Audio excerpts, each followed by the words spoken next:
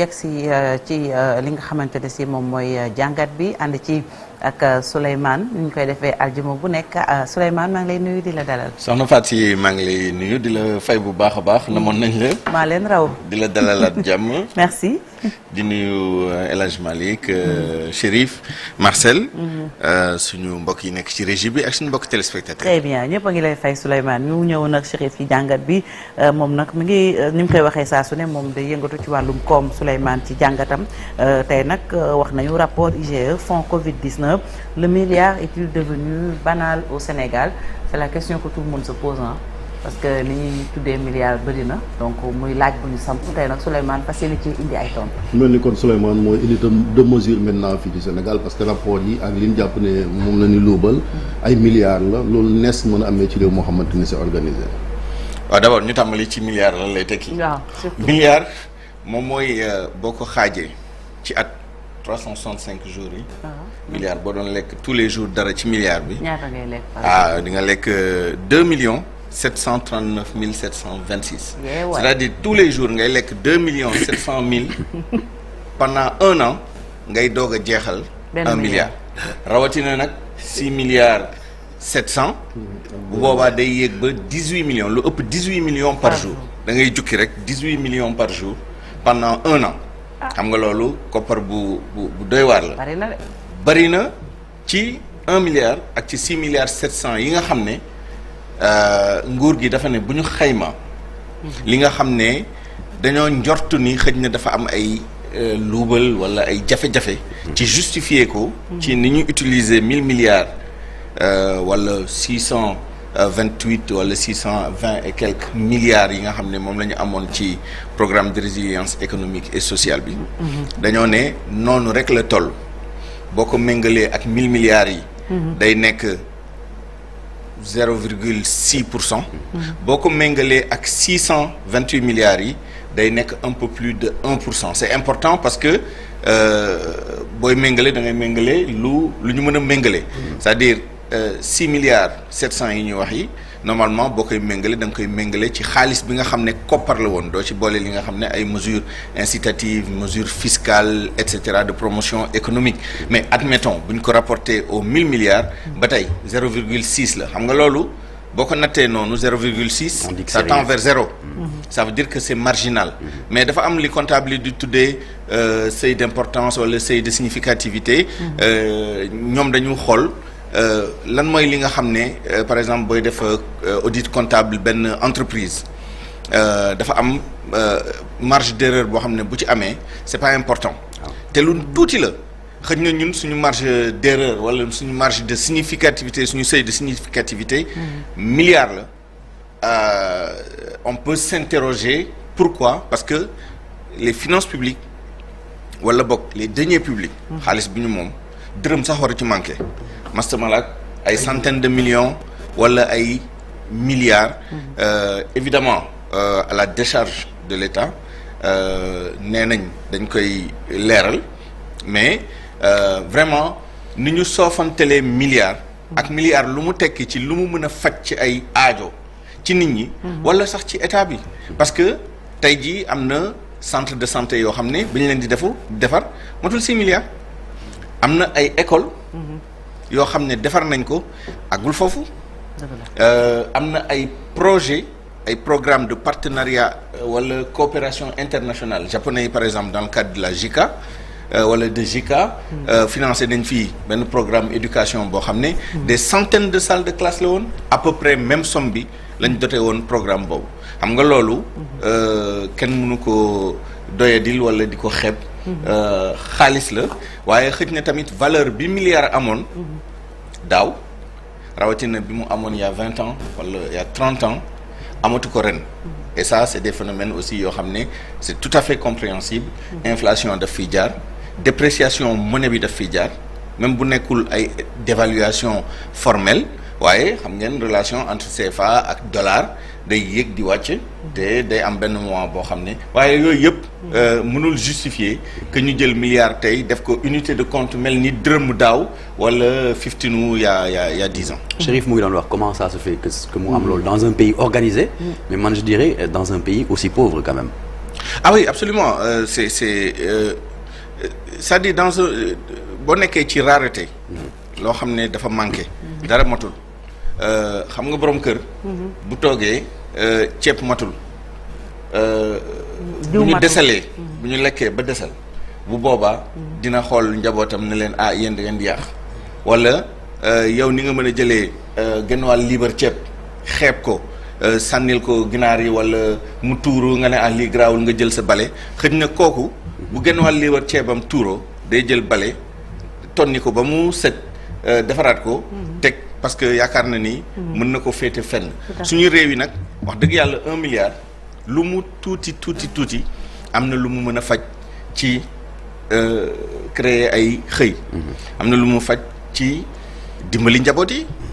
même les bourses familiales wax dëgg yàlla boo jëlee 6 milliards xoolal lu mu mën a faj ci ay bourse familiale de 20 000 wala de 35 000 wala de 25 000 wala 35 000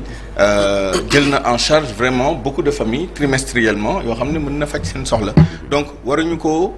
xeeb c'est important c'est beaucoup d'argent rawatina si gestion des deniers publics même ci entreprise déjà c'est extraordinaire mais deniers publics dafa am lu ko tënk moo tax ñu def vraiment encadrement bu ci nekk yëpp ay principe de gestion ay décret ay loi yoo xam ne mooy wax nan la ñu gérer soit dit en passant d'ailleurs dañoo ne 6 milliards 700 xam nga loolu cadrage la moom mooy nañu waxtaanee loolu kese bàyyi leneen li si des li non ça se passe pas comme ça parce que 6 milliards yi moom mooy li nga xam ne loolu la Cour des comptes recommandé ñu ubbi ay informations judiciaires waaye am na koppar bu takku boo xam ne Cour des comptes dafa ne kenn mënul xam fan la jaar diggante liy jóge ministère de compte bi nga xam ne moom le ministère des finances doon gérer jëm ci compte de dépôt yi nga xam ne moo amoon ci ministères yi ak structures yi sans compter xaalis bi nga xam ne jaarul ci procédure boobu dañ ko jox directement les régions médicales wala les structures wala les districts de santé xam nga loolu pàcc la rek waaye boo xayma li nga xam ne xaalis boo xam ne vraiment leerul ci li Cour des comptes wax raw na bu baax a baax 6 milliards yooyu. même IG aussi parce que pour le cas Mimi Touré on parle quand même de 2 milliards loolu aussi du lu ndaw. non ma ne la 10 millions ndawul ci deniers publics boo mënul justifier 10 millions lu ne xëj na ci. parce que même boo jëlee rapport Cour des comptes bi am na ñoo xam ne lu ñu leen di toppee motul sax 1 million. am na ñoo xam ne dañ leen di toppee loo xam ne motul 1 million. alors muy IGE dans le cas de Mimi Touré si le rapport existe réellement et que li ñu koy waxal li mu ngi vraiment ci rapport bi kenn mënul wax ni 2 milliards wala 1 milliard da nga koy méngale ak lu ëpp loolu naan dañ koy soofantal et cetera ma ne la 1 million ci gestion des deniers publics boo ko mënul justifier yoon da lay topp donc mënuñu ko xeeb de la même manière boo jëlee tey jii interpellation monsieur le ministre Alioune Ndoye au maire de Dakar nga xool chiffres yi mu joxe yi da ngay gis aussi ni ñu soofantelee yenn yi là on parle de milliards mais même centaines de millions de francs 500 millions 500 millions par exemple pour frais de voyage et de mission je me suis essayé à peu près au même calcul en me disant jëlal 500 millions nga def nit ki ni day voyager au moins 2 fois par mois 2 fois ça veut dire quand même rien que 24 voyages 24 voyages ci année bi nga def 500 millions nga rapporté ko ci 24 voyages nga xool chaque voyage ñaata lay coûter tu as l'impression admettons même que nga passer 2/3 de l'année à l'étranger 500 millions dont 200 millions d'après ce que j'ai entendu mooy frais de mission yi 200 millions admettons tu as à peu près 200 et quelques jours moom mooy représenter 2/3 de l'année moom mooy weer bu nekk du 1er au 20 doo nekk biir Sénégal yaa ngi ci voyage yi rek ñu lay jël en charge ça veut dire à peu près 1 million à peu près 1 million par jour billet ñëwagul leneen ñëwagul quand on considère maintenant que en général yow boo nekkee genre autorité yooyu bu ñu lay invité surtout nag pour des réunions statutaires da ngay dem ci ay associations et cetera dañ lay jël en charge ce billet d'avion et cetera 1 million par jour qu'est-ce qu'on peut faire avec 1 million par jour sinon prendre un hôtel peut-être xam nga hôtel 7 étoiles amul mais prendre un hôtel à 7 étoiles booy voyager tu voyages en première classe systématiquement alors que ñëpp xam nañ ni départ Dakar compagnie yu fi offrir première classe bëriwul fii premium moo fi am affaire segmentation bi fa lay yem en général donc mënoo fi dëkk di jënd ay à moins que nga jël fi billet dem Paris et à partir de Paris nga jël fa première classe à 380 Emirates mu yóbbu la je ne sais où et même là boo defee calcul bi ça fait quand même beaucoup je prends juste cet exemple là pour dire et ce qui est valable pour le maire de Dakar l'est aussi pour d'autres mais avec 500 millions il y a des mairies et des communes yoo xam ne seen budget talul noonu donc il faut voir aussi le rapport bi ñu am xam nga franchement un homme d'affaires prospère koo xam ne chef d'entreprise la bi mu amee 25 ans la commencé investir di jóg di daanu di fay ba yàlla ubbil ko buntu mu nekk multimilliardaire bu dawalee oto boo xam ne wurus lañ ko defaree yow na kenn newu ci alalam la nay fay impôt rek ko neexee sax mu taal xaalis nay fay impôt xëj na yeneen yi c'est des questions morales dimbali ay mbokkam wala dimbali nit ñi et cetera mais am na droit bi moo ko liggéey mais les deniers publics yow nga nekk au service de la population parce que loolu mooy ministère loolu mooy engagement des hommes publics moom mooy que nii da nga mettre sa bopp au service ba pare nga bëgg a dund boo xam ne wóor na la même boo nekkoon am defar doo ko dund c'est un problème c'est-à-dire c'est pas une question morale c'est une question vraiment d'engagement ku bëgg a dund comme un pacha comme un roi ba pare di def lu la neex ci xaalis et cetera demal nga nekk homme d'affaires wala nga luxus wala nga jouer loterie am na ñoo xam ne dañoo jouer loterie gagner des centaines de millions voire des milliards ils vivent comme des princes kenn du leen ko reprocher waaye koo xam ne dañ la dénk les deniers publics dafa am lu la tënk c'est-à-dire tu ne peux pas mener un train de vie supérieur et c'est ça un peu le paradoxe du Sénégal où vous avez des hommes je veux pas dire politiques parce que ils sont pas tous comme ça mais am ñoo xam ne vraiment seen cër du loolu ils vivent comme des gens yoo xam ne franchement et c'est ça moom moo banaliser milliards bi looloo indi tey jii ay fonctionnaires milliardaires fonctionnaire milliardaire war na mën a nekk c'est-à-dire yow boo juddoo fekk sa baay doon milliardaire boo nekkee fonctionnaire jombul nga nekk milliardaire y a pas de problème bu nekkee da nga nekkoon homme d'affaires prospère et même là la loi essaie de découpler un peu les choses Assemblée nationale boo fa demee am na yoo xam ne mënoo ko cumuler day toog ba si ak ñu ne la bàyyi lii ba nga pare li ngay def assemblée nga delluwaat ci li nga nekkoon c'est pour éviter ça mais admettons même si c'est autorisé mën nga nekk homme d'affaires nekk milliardaire ci say activités nekk politique nekk milliardaire rien ne l'empêche mais un fonctionnaire boo xam ne da nga jàng génn université nga am sa maîtrise wala sa master tout au plus sa doctorat ñu recruter la wax dëgg yàlla fay la un très bon salaire jox la des avantages pour nga mën a liggéey ci jàmm jox la logement de fonction jox la voiture de fonction jox la ay indemnité jox la et cetera parfois ñu jox la garde du corps yaa xëy si doy na léegi nag nga bëgg ci teg yow da ngay enrichir ba nekk un milliardaire te yow tegoo ko fenn justement seen enrichissement boobu ñuy def jëmale seen bopp ndax am na ay conséquences sur notre économie absolument milliard bu ñu randal c'est au détriment d'un projet wala d'un programme wala d'une institution bu ñu jox ay dotations parce que c'est ça un peu la structure du budget programme évidemment coût bi ñu ngi ko fi doon waxtaanee keroog dafa am coût direct boo jëlee 1 milliard boo moomul coût direct bi moom mooy randal nga 1 milliard xañ nga économie bi 1 milliard mu am coût indirect moom mooy ñaar la benn bi moom mooy coût d'opportunité loolu li ñu ci mënoon def loolooy indi ñu naan la 6 milliards mënoon nañ ci tabax